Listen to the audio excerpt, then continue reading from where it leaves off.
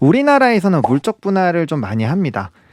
그리고 이제 해외에서는 이제 물적 분할을 하지 않아요. 왜냐하면 이제 해외에서는 그 소액주주들에 대한 이런 소송권이나 이런 것들이 있기 때문에 네. 만약에 물적 분할을 통해서 이제 자회사의 가치가 떨어지거나 아니면 기존에 투자하고 있는 회사의 가치가 떨어지게 됐을 때 네. 소송을 제기를 합니다. 네. 그렇기 때문에 이 물적 분할을 해서 얻을 수 있는 기업의 그런 효과보다 오히려 소송으로 발생될 수 있는 비용들이 더 많이 발생이 될 수 있기 때문에 보통은 인적 분할로 하고요. 103.5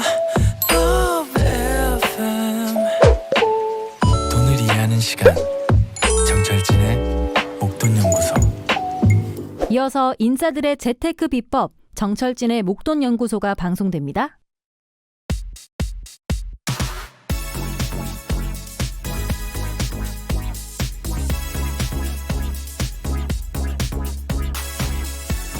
(2월부터) 매달 배달비를 공개한다. 자, 이제 평균 배달 비용 4,000원 시대를 맞았는데요. 이와 관련해서 정부는 배달 공시제도를 실시합니다. 배달의 민족, 쿠팡이츠 등과 같은 배달 플랫폼별로 배달비, 최소 주문액 등을 매달 1회씩 공개하는데요. 자, 이렇게 가격을 매달 공개를 하면 스스로 경쟁도 되고 결국엔 배달료를 좀 낮추지 않겠느냐라는 생각에서 나온 겁니다. 자, 그런데요. 하지만 소상공인들은 한심한 정책이라고 한탄합니다. 지금 배달료 급등은 라이더가 부족해서 몸값이 오른 건데 배달비를 공개해봤자 무슨 효과가 있냐는 거죠. 자칫 오히려 자영업자들끼리 추절 경쟁을 할 수도 있고요. 이번 설 연휴가 끝나면 물가가 한 번 더 튀어오를 수 있다는 걱정이 나오는데요. 이 배달비도 당분간 떨어지긴 힘들 것 같습니다. 그래도요, 오늘부터 설 연휴가 시작됐습니다, 여러분. 주식도 코인도 부동산도 다 답답하기만 하지만 일단 멘탈을 잡고 긍정적인 마음으로 연휴를 시작하고 또 보내시기를 진심으로 바랍니다. 1월 29일 목돈연구소 이 노래로 문을 열겠습니다. 퍼렐 윌리엄스입니다. 해피! 네, 매일 오전 11시부터 12시까지 목돈연구소 함께하고 계시고요. 정철진의 목돈연구소는 설 연휴 내내 진행됩니다. 저는 소장 정철진입니다. 듣고 오신 첫 곡은 퍼렐 윌리엄스의 해피죠. 뭐 하나 해피한 게 없습니다. 뭐 뉴스를 제가 좀 해피한 뉴스를 찾으려고 해도 잘 없고요. 지금 투자 자산 시장은 정말 언해피하고요. 그래서 우리 역설적으로 한번 해피해보자. 특히 설 연휴 기간에요. 괜히 뉴욕장 맨날 보고 밤마다 그렇게 하지 마십시오. 이제 또 코인 하시는 분들 막 그렇게 하지 마시고 진짜 이번 설 연휴는 건강이다 생각하시고 해피하게 처음부터 끝까지 좀 보내시기를. 왜냐면 그 계속 우리가 쳐다본다고 그 시세판 쳐다본다고 뭐 바뀌는 거는 없거든요. 오히려 더 연휴 때 맛있는 거 먹고요. 가족들과 따뜻한 대화 또 편한 잠 이런 해피한 설 연휴 보내시기를 진심으로 바랍니다. 자, 문자 참여는 샵 1035 단문 50원, 긴 문자는 100원이고요. 고릴라는 무료입니다. 유튜브에서 목돈연구소 검색해서 구독, 좋아요 많이 눌러주십시오. 목돈연구소 인별그램도 있습니다. 골뱅이 SBS 빅머니니까 팔로우도 부탁드립니다. 자, 잠시 후에는 기초부터 차근차근 주식을 배워보는 주식 입문 코너 주식학 개론 헤르메스탁 하청원 본부장과 함께하고요. 경제사기 실화극장 목돈지킴 연구소 기다리고 있습니다. 승재현 형사정책위원과 함께합니다.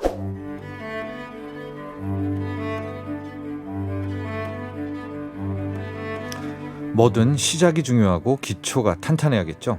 기초부터 단단하게 다져보는 주식 공부 주식학 개론. 오늘도 강의해 주실 헤르메스탁 하청원 본부장에게 차근차근 배워봅니다.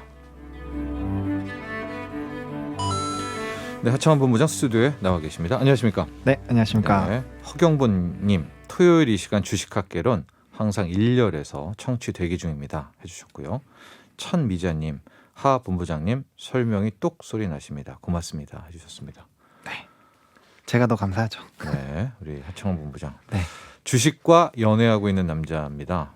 지금 그래서 지금 모태솔로는 아닌 거죠. 아, 그럼요. 네, 그럼요. 모쏠은 네. 아니라고 계속 네. 주장을 하시지만은 네. 최근 한 5년간은 어떤 연애 활동은 없고요. 네, 5년 이상은 연예 활동이 없었다. 지금 설 연휴가 시작됐습니다. 특별한 계획이라도. 이제 제사를 또 해야 되니까 네, 음식 해야죠. 네. 음식을 합니까? 네, 저는 제 담당이어가지고요. 네, 이제 요리를 또 알겠습니다. 열심히 할 예정입니다. 자, 이번 한 주가 많은 분들이 힘들어했었습니다. 그렇죠. 시장이 네. 너무 어려워서가지고. 네. 자, 그래서 그 또 어려움의 정점에 있게 했었던 종목 LG 에너지 솔루션과도 연관이 있는 걸로 오늘 내용을 시작할 텐데, 네. 자, 지난 시간에는 우리가 공시 분석을 이제 시작을 하는데 그렇습니다.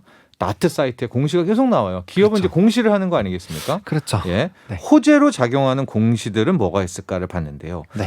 오늘은 악재로 작용하는 공시, 즉 기업에서 이런 것을 이제 딱 띄웠습니다. 이러이러하겠다라고 하는 것이 주가 하락의 가능성이 높은 공시들. 네.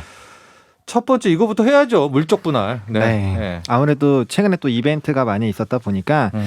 이제 물적 분할에 대해서 좀 설명을 드릴까 하는데요. 네. 일단은 기업이 물적 분할을 하는 이유가 크게 세 가지가 있습니다. 네. 자, 우선 먼저 물적 분할이 뭐냐부터 하면. 그죠, 그죠. 네, 네. 네, 물적 분할 같은 경우는 이제 분할하는 그런 회사가 신설 회사의 주식을 100% 소유하는 부분이고요. 그래서 주주들은 종종과 다름없는 지배권을 행사하는데 네. 이게 이제 추가적인 IPO를 진행하지 않는다라고 하면은 예. 굉장히 좋은데 이게 그러니까 어쨌든 그 떼어낸 회사가 그쵸. 다시 상장. 그렇죠. 네, 그게 이제 재상장하는 게 문제가 되는 건데 일단은 그렇게 하지 않는다는 전제하에는 일단 종전에 이런 주주들이 이제 100% 주식을 소유하고 있다. 근데 이게 회사가 보통 갖고 있기 때문에 그래서 이제 물적 분할로 새로 이제 하게 됐을 때는 이제 주주 매수 청구권을 좀 행사할 수 없는 부분이 있고요. 그다음에 이제 회사의 등록세나 취득세가 좀 면세가 되고 그다음에 이제 법인세나 이제 특별 부과 관련된 좀 이런 부분들이 연기가 되는 이런 이벤트가 좀 작용이 됩니다.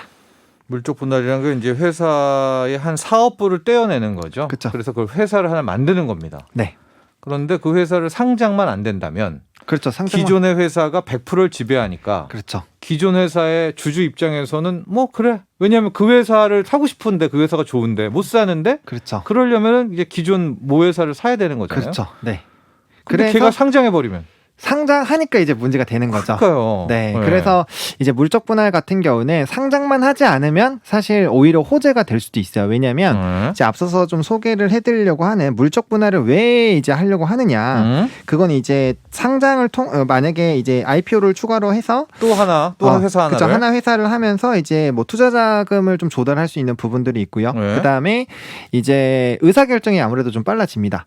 아무래도 이제 독립이 되는 거니까 예, 그 사업부만 그렇죠. 핵심만. 네, 그래서 빠르게 의사결정을 할 수 있기 때문에 좀 더 효율이 되고 그다음에 이제 신설법인이 어떻게 성장하느냐에 따라서 사실 또 기업의 가치가 또 재평가가 될 수 있기 때문에 네. 이제 긍정적인 부분들은 있어요. 근데 문제가 되는 게 이제 말씀해 주신 것처럼 상장을 안 하면 사실 상관이 없는데 이제 주식 시장에 들어오게 되면은 이 100%를 가지고 있기 때문에 네. 기존 애가 그래서 그 주식을 이제 새로 사야 된다는 게 문제인 거죠. 네. 네, 근데 이제 인적 분할이랑 차이가 뭐냐면 인적 분할 같은 경우 회사를 띄워 놓으면 예. 기존에 가지고 있는 이런 지분율대로 주식을 이제 얻게 되는 구조예요. 그래서 수평적인 분할이라고 보시면 되는데, 그러니까 이제 상대적으로 이 소외감이 좀 덜한다라는 거죠. 예를 들어서 이제 A라는 기업이 사업군을 3개를 하는데 예. 만약에 B라는 사업군을 투자자가 좋아해서 그 회사를 매수를 했습니다. 근데 이제 물적 분할을 해서 이제 회사가 상장을 해버리면은 그 B 사업부가 떼어낸 거죠. 그렇죠. 떼어내서 이거를 상장하게 된다라고 하면은 네. 기존 주주 같은 경우는 그 회사의 주식을 다시 사야 돼요. B 회사를요. 네. 네. 그러면은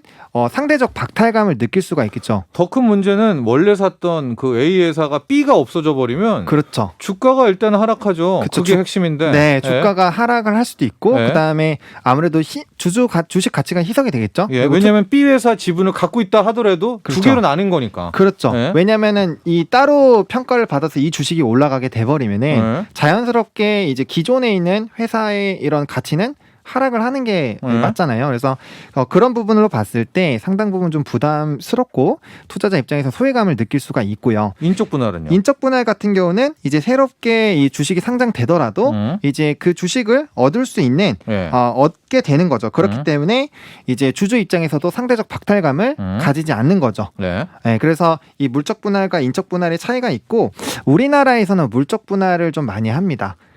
그리고 이제 해외에서는 이제 물적 분할을 하지 않아요. 왜냐하면 이제 해외에서는 그 소액주주들에 대한 이런 소송권이나 이런 것들이 있기 때문에 네. 만약에 물적 분할을 통해서 이제 자회사의 가치가 떨어지거나 아니면 기존에 투자하고 있는 회사의 가치가 떨어지게 됐을 때 네. 소송을 제기를 합니다. 네. 그렇기 때문에 이 물적 분할을 해서 얻을 수 있는 기업의 그런 효과보다 오히려 소송으로 발생될 수 있는 비용들이 더 많이 발생이 될 수 있기 때문에 보통은 인적 분할로 하고요. 또 네. 이제 작년 기준으로 이런 다국적 기업의 이런 분할을 할 때는 인적 분할로 다 진행이 됐습니다. 네. 그리고 그것 자체가 또 주주들에게도 굉장히 좀 친화적인 움직임으로 갈 수가 있기 때문에 인적 분할로 가는 게 조금 더 합리적이다라고 그렇습니다. 보시면 될 것 그러니까 같습니다. 인적 분할은 이제 법인 그렇죠. 법인 분할이기 때문에 기존 주주가 지분대로 또 갖게 되는 거잖아요. 그렇죠, 네. 새롭게 나왔던 그 네. 인적 분할된 회사를요. 그렇죠. 예.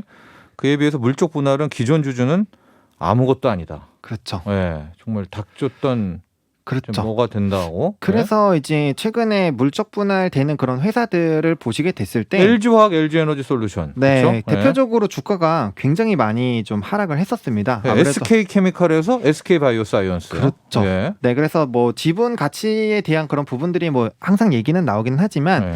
어쨌든 간에 이 본래 내가 투자하고 있던 목적 자체가 사라질 수가 있기 때문에 이런 뭐 상대적 박탈감이라든지 투자 심리가 굉장히 좀 악화되는 부분들이 있기 때문에 물적 분할에 대한 이벤트가 나오게 된다라고 했을 때 조금 우리가 조심을 해볼 필요가 있다라고 보시면 될 것 같습니다. 근데 조심이 아니라 네. 그냥 뒤통수 맞는 거 아닙니까? 그렇죠. 근데 이거를 사전에 네. 알기가 좀 어렵기 어렵잖아요. 때문에 네. 그래서 관련된 소식을 어쩔 수 없습니다. 이게 정보의 약간 싸움도 있기 때문에 네. 관련된 공시가 나왔을 때 일단 빠르게 대응하는 것이 좀 중요할 수 있고요. 일단 이게 이제 제도적으로 네. 안 될 수 있는 부분들이 좀 마련이 돼야 되지 않나라고 네. 보고 있는 상황입니다. 그렇습니다. 지금 물적 분할이 당한 분들만 이제 네. 늘 지금까지는 막 그 하소연을 올렸는데 그렇죠. 너무 많이 물적 분할하면서 좀 피해자들이 속출하고 있습니다. 국내 코스피에서. 그렇죠. 예, 그리고 코스피 코스닥에서. 예. 쪼개기가 좀 네. 너무 많이 되고 있는 것도 네. 좀 문제이지 않나라고 보고 있습니다. 예. 하고 또 쪼개면 그 나중에 상장된 게가 또 좋냐? 그렇지가 않습니다. 그렇죠. 왜냐면 어차피 주식수를 나눠 가진 거니까. 네, 근데 예. 맞습니다. 가령 카카오는 나중에 이제 뭐 물적 분할 미리 한 케이스긴 하지만은 네. 카카오에서 카카오페이, 페이, 카카오뱅크, 뭐 뱅크, 카카오 네. 게임즈, 뭐 카카오 모빌리티 쪼개면은 다 그 회사도 나는 거 아니에요? 결국. 맞습니다. 예. 네. 그래서 그런 것들. 부분들을 조금 잘 생각을 좀 해볼 필요가 있지 않나라고 네. 봅니다. 악재가 되는 다른 공시 또 뭐 해볼까요? 네, 유상증자? 네, 유상증자를 또 한번 말씀을 드리도록 하겠습니다. 네. 이제 관련돼서는 뭐 CB랑 VW도 있는데 음. 좀 같이 좀 설명을 드리겠고요. 일단 유상증자 자체는 이제 기업이 주식을 추가로 발행을 해서 그 해당 분만큼 자본금을 늘리는 것을 네. 말합니다. 예. 그러니까 이제 결국에는 신주를 새롭게 만들어진 그 주식을 결국에는 이제 주주가 유상증자를 받아서 진행을 할 것이냐 안 받을 것이냐를 네. 결정을 할 수가 있고요. 네. 이제 자금을 조달하는 부분이 이게 이제 어떤 부분이냐에 따라서 때로는 호재로 작용이 되기도 하는데 네. 일단은 이제 증자를 한다라는 것 자체가 자금을 조달할 만한 일이 발생이 됐기 때문에 네. 그리고 새롭게 주식 수가 늘어나기 때문에 통상적으로는 부정적으로 받아들입니다. 네. 일단 주식 수가 늘어나게 되면은 이제 주식의 시가총액이 주식 수 곱하기 주가잖아요. 네. 근데 주식 수가 갑자기 늘어버리게 되면은 상대적으로 주식의 가치는 하락을 하게 됩니다. 네. 뭐 그건 뭐 수급의 법칙이죠. 수요 공급의 법칙. 네, 그렇기 때문에 일단 증자를 하는 것 자체를 좀 부정적으로 보셔야 된다라고 보시면 좋고요. 특히나 운용 자금이 부족을 한다거나 네. 뭐 이제 뭐 부채를 갚기 위해서 증자를 한다거나 네. 이런 이벤트로 이런 목적으로 진행을 하게 되면은 더더욱 더 주가에 좀 하방이 크게 나타날 수 있겠다라고 보시면 좋을 것 같고요. 네. 조금은 고민을 해보셔야 되는 요인은 이제 증설을 위한 증자가 있을 때가 있어요. 네. 그래서 이 증자를 통해서 결국에 하긴 하지만 이 공장이라든지 이런 신설된 보신 이후에 네. 이 산업에 대한 성장성을 이해가 된다라고 했을 때 단기적으로는 악재로 작용할 수 있지만 중장기적으로는 호재로 될 수 있기 때문에 오히려 하락할 때 조금 모아갈 수 있는 그런 전략으로 활용을 해볼 수는 있다. 근데 보통 그런 이벤트들이 발생을 하게 된다면 대부분은 주가가 좀 많이 하락을 하기 때문에 네.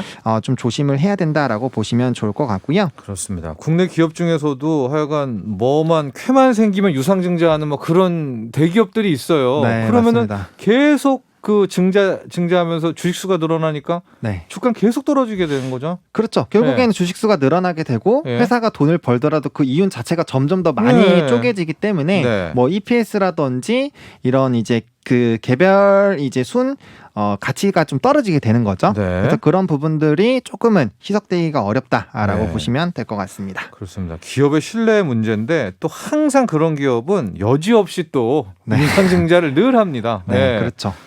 진짜 그런 기업들은 안타까운데 삼자 배정 유상증자가 있죠. 네, 삼자 배정 유상증자도 있는데 근데 통상적으로 삼자 배정 유상증자도 이제 규모가 굉장히 크거나 아니면 이제 이 신주를 받는 대상자가 큰 경우에는 호재로 받아들이기도 합니다. 네, 좀 안정적이니까 아주 큰 손으로. 그렇죠. 네, 큰 손이 장기 들어오는 투자자가 것 때문에 되니까. 네. 그렇습니다. 그래서 일단은 이제 삼자 배정 유상증자는 기존 주주가 아닌 이제 제3자에게 신주 인수권을 배정하는 것을 말하는데 네. 일단은 신주가 발생을 하게 됐을 때 원래는 이제 기존 주주들한테 이제 우선적으로 배정을 해야 되는데 뭐 이런 특별법이나 이런 관련된 법령으로 진행을 할 수가 있습니다. 네. 그래서 이 삼자 배정을 하는 이유는 일단 비용이 좀 저렴하고요. 그 다음에 간결하고 소요 기간이 좀 적다라는 부분들. 네. 그리고 이제 기업이 어떤 기업이냐에 따라서 굉장히 좀 달라질 수 있는데. 그러니까 미리고 그러니까 배정을 받는 그렇죠. 따로 받는 그 기업이 네. 누구냐 그 주체가. 그렇죠. 네. 주체가 굉장히 크거나 아니면 뭐 사업적인 시너지가 있거나 이제 그렇게 된다라고 했을 때는 긍정적일 수 있고 만약에 삼자 배정되는 기업이 원래 본 기업보다 작거나 규모가 네. 더 작거나 그럴 때는 조금 악재로 어쨌든 증자이기 때문에 그럴 때는 이제 조금 악재로 작용을 하게 됩니다. 그래서 만약에 삼자 배정 유상증자가 나온다라고 하면은 일단은 금액 먼저 보시고요. 금액이 네. 굉장히 큰 게 중요하고 그리고 어떤 회사가 또 들어오느냐를 좀 보시면은 이게 호재로 작용하겠다 혹은 좀 반대로 작용하겠다라는 부분들을 좀 판단하실 수 있겠다라고 좀 말씀을 드리도록 하겠습니다. 유상증자와 삼자 배정 유상증자까지 했고요. 다음은 BW, CB와 BW 발행입니다. 이제 이것을 오히려 악재로 넣었고요. 실질적으로 우리 2018년, 19년 뭐 이때 코스닥 기업들 그렇죠. 엄청 많이 또 발행했잖아요. 네. CB, BW 발행. 이건 어떻게 해볼까요? 이것도 이제 증자의 하나의 방식인데 네, CB부터 하죠. 네, CB 같은 경우는 이제 전환사채로 발행이 되지만 일정 시간이 지나면 이제 채권 보유자의 청구가 있을 때 조건대로 이제 뭐 주식으로 전환할 수 있는 특약이 되어 있는 네. 사채를 말하는데 일단 채권 플러스 주식이다라고 보시면 될 것 같아요. 그래서 그러니까 컨버터블 뭐죠? 컨버터블 그렇죠. 네, 컨버터블 본드. 네. 채권도 냈다가 주식도 냈다가. 네. 네. 그래서 이게 중요한 게 뭐냐면 주식의 가치가 변동이 되거나 이제 뭐 이런 부분들이 변동이 생겼을 때 이제 우리가 유리한 부분으로 좀 접근이 가능하다라는 거죠. 그래서 만약에 주가가 상승하게 되면은 뭐 채권을 판매를 한다거나 이제 뭐 많이 떨어지게 됐을 때는 또 이제 뭐 매수를 한다거나 이제 이런 부분으로 이제 발생될 수 있는 괴리율이라는 게 있잖아요. 그거를 기존 주주들이 받아내야 된다라는 거죠. 네. 그래서 이제 CB를 발행을 하게 됐을 때 이런 리스크 자체를 기존 주주들이 좀 감당을 해야 되는 부분들이 있기 때문에 관련돼서 좀 부담스럽다라고 보시면 될 것 같고 그다음에 이제 VW 같은 경우는 이제 본드 위드 워런트라고 해서 네, BW죠. 네, BW고 채권과 신주 인수권이 결합된 증권입니다. 그래서 신주 인수권 부사채라고 하는데 사실 용어는 그렇게 중요하지 않죠. 그래서 그런 게 있다라고 정도만 좀 아시면 좋을 것 같고요. 이 VW가 많으면 부담스러운 게 뭐냐면 일단은 이 투자자가 VW 갖고 있으면 원금과 이자를 좀 지급을 받을 수가 있습니다. 네, BW 왜냐하면 최초는 그 워런트가 갖고 있은 채권이니까. 그렇죠. 채권이니까. 네, 그래서 이제 뭐 주가 상승할 때는 시세 차익도 얻을 수 있고 VW를 가지고 있는 투자자가 많으면 많을수록 기업 입장에서는 이자를 내줘야 돼요. 그러니까 수익성이 좀 감소가 될 수 있다라는 거죠. 그럼 그렇게 됐을 때 기존 주주들 입장에서는 이것 또한 부정적으로 좀 받아들일 수가 있습니다. 또 그리고 주가가 오르게 되면 이 BW 가진 사람은 또, 워런트를 행사할 테니까 그렇죠? 그렇죠. 네, 네. 주식을 그냥 또 던져버리겠죠. 네, 던져버릴 네. 수가 있고 그래서 그에 따른 또 시세 차이까지도 괴리를 또 나타날 수 있기 때문에 좀 부담스럽다라고 보시면 좋을 것 같고요. 예. 사실 CB랑 또 VW의 물량은 네. 기업의 회사의 IR 담당자한테 정확하게 이제 확인을 받아야지만 좀 알 수 있기 때문에 그러한 물량에 대한 부분들도 한 번씩은 좀 점검을 해보시면 좋겠다라고 말씀을 드려보도록 하겠습니다. CB 전환사채 또 BW 신주 인수컨부 부사채 일단은 악재성 네. 공시에 우리가 포함을 시켜놨고요.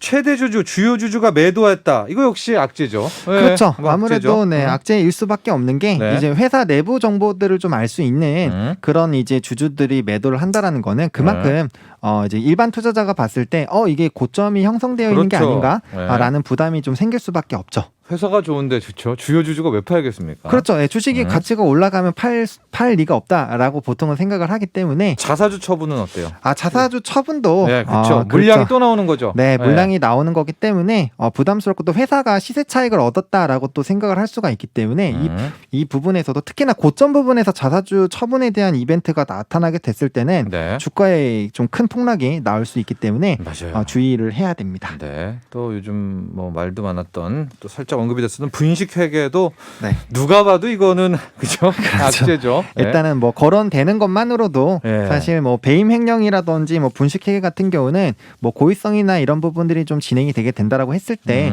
뭐 상장 적격성 실사 검사까지 바로 맞아요. 이어질 수 네. 있기 때문에 네. 적격성. 네. 네, 적격성 검사를 하게 되면 최악의 경우에는 상장 폐지까지도 이어질 수가 있기 때문에 이런 좀 부정적인 이벤트들이 발생이 된다라고 했을 때는 빠르게 좀 대응을 해볼 필요가 있겠다라고 네. 정리를 드려보도록 하겠습니다. 자, 오늘은 공시 중에서도 악재성 공시들에 대해서 살펴봤고요. 설 연휴 잘 또 건강하게 보내시고 네. 요리도 많이 하시고요. 네, 전 열심히 하겠습니다. 감사합니다. 네, 고맙습니다. 주식학개론 헤르메스타 하청한 본부장과 함께했습니다. 나도 부자 되고 싶어서 라디오를 켰어. 정확하고 철저한 정철진의 목돈 연구소.